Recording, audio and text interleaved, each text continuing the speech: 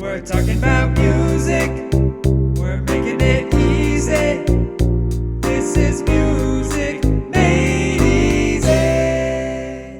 Hello, my name is Ryan Kazda. And my name is Atharva Iyer. And this is Music Made Easy. This is episode 2, super stoked. What are we talking about? We're talking about accidentals. Accidentals? What does that mean? Exactly. So they're modifications of the notes we learned last week. That's how you can think about them. Yeah. So last week we learned about the 7 notes, A through G in the English alphabet that occurs in the Western realm of music. And so these accidentals are modifications on those notes to get those different sounds. Exactly. And to get those different sounds is the key here. When we think back to last time, we talked about A through G, or in other words, another way to think about it is the white keys on a keyboard, right? Mm-hmm. All of these notes down here, that's just A through G, and then repeat again, A through G, repeat again, and so on. Mm-hmm. So now, to modify those notes, we then get the black keys, right? And those black keys are also an important part of music, and when you use both of those together, you can create some really unique sounds. And that's how music's created, obviously, with the combination of the black and white keys, obviously,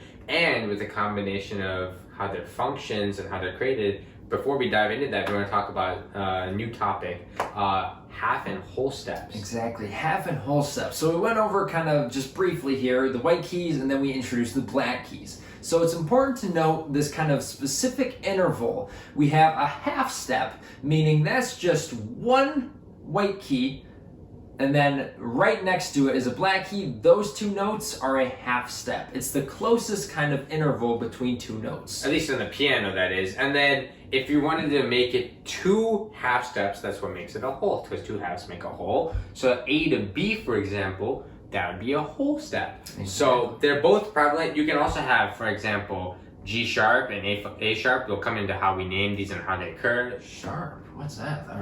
We'll get to that. But if you have these 2 black keys and you make it a whole, this is a whole step, is there's 2 half steps in between. Okay, well let's break this down. Let's figure out what all these terms mean. So we have sharp, and then is there another term? This is another term. They're called flats. Okay, sharps and flats. So sharps, their function is to raise it a half step. Okay. So you can think of just if you sit on a sharp object, for instance, you'd jump up. You'd go in a different direction, like you'd shoot upward. So that being the case, you're going up. Yeah, exactly. And when we look at the sharp here, we notice it kind of looks like a hashtag. That's how I think of it. A little, a couple of lines crisscrossed like that. Yeah, and then if you have for the flats, imagine getting a flat tire on the road. So when you get a flat tire on the road, tire no longer a tire, just kind of sags. Your car doesn't go anywhere, but with the flat tire being there, it goes down. Mm-hmm. The air goes out, and so it goes down, and that's what happens here. For instance, if you say flat, you lower it half a step. Mm-hmm. And kind of looking at the symbol, we see it kind of looks like a lowercase b, maybe a little cursive added in, a little kind of rounded corner at the bottom. So those are sharps and flats, right? Sharps, just a little recap, sharps bring it up, and then flats bring it down. So up here on screen, we have kind of what they look like. You see that there's a note, and then there's the symbol right before it. Not too big. It's just kind of there to symbolize and to emphasize a changing and modifying the note to the sharp or flat that it is. Mm-hmm. And for example, we see this note here. This note's on the first space of the treble clef. What is that note called? This first space is F, because if you remember from last week's video, space rhymes with face, and then F is your first note. Exactly. So we have F, and then we have that symbol. It looks like the hashtag. That's a sharp, right?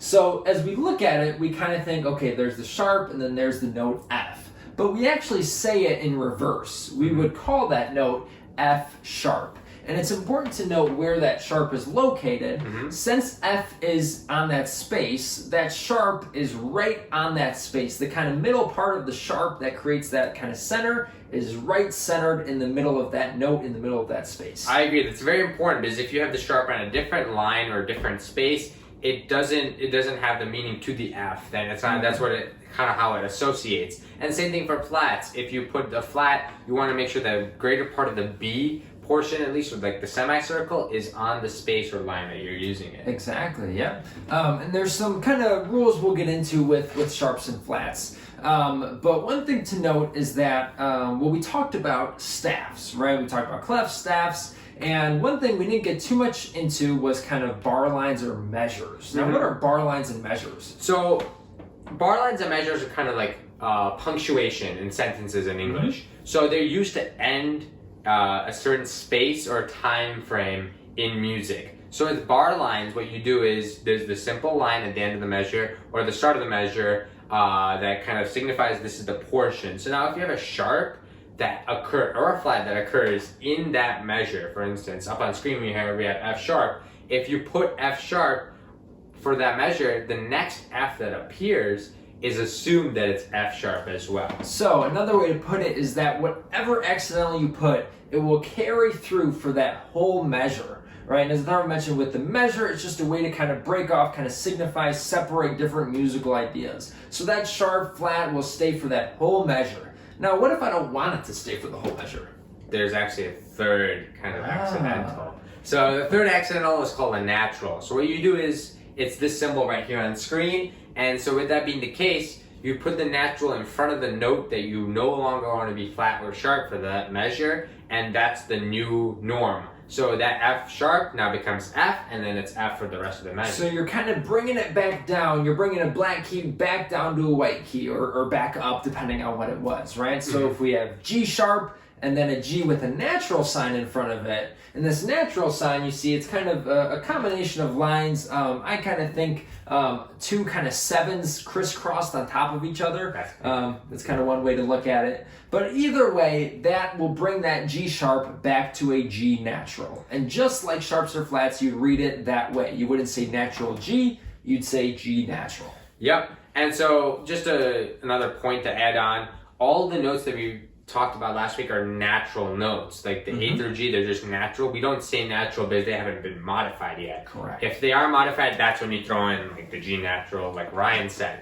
Now, speaking of naturals, that's kind of like the third accidental. We want to talk about some special cases before we jump right into enharmonics. So the special cases are double flats and double sharps. Yes, so double flats, double sharps, they kind of act as they sound. So a normal sharp, a normal flat will adjust the note a half step, right? In either direction. If it's a sharp, it'll raise it a half step, a flat lower it a half step. So a double sharp does double that. Instead of a half step, it modifies it a whole step, right? And we kind of went over whole steps at the beginning, but let's kind of dig in a little more now.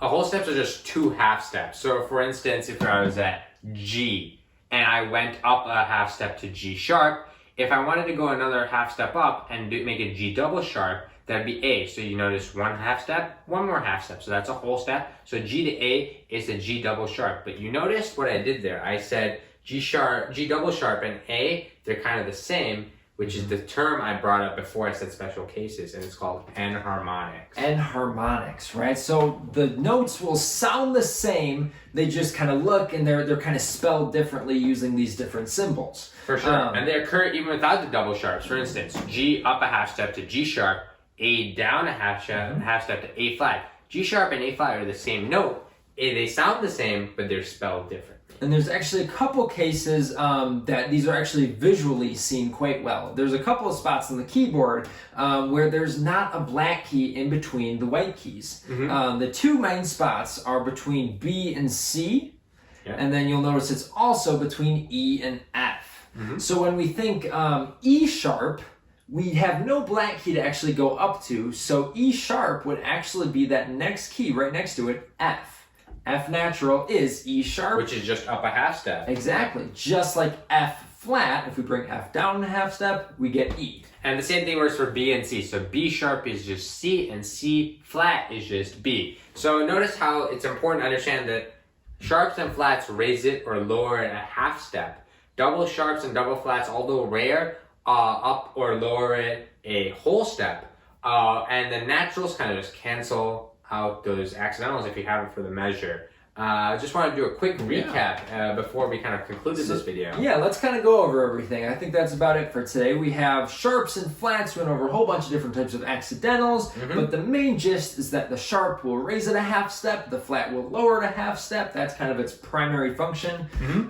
We went over kind of how they look like in the staff. how they're before the note, right? But we say it as if it was after the note. For sure, yep. And then we kind of talked about the sharps and flats and how they stay for the whole measure, and how it's very important to use the naturals if you want to, or the natural sign I should say, if you want to change the fact that it's a sharp or a flat for that measure. And then we talked about the special cases such as double sharps and double flats, as well as enharmonics, which are the same sounding pitch, just different notes that are spelled differently. And we give a couple examples, so rewind the video and watch if you need help with that again. And then we also talked about how it's very important to know the difference between halves and whole steps, because it's crucial to understand the distance between these notes so that you get the right G sharp versus A flat, or G double sharp versus A double flat, so that you're not mixing up the two.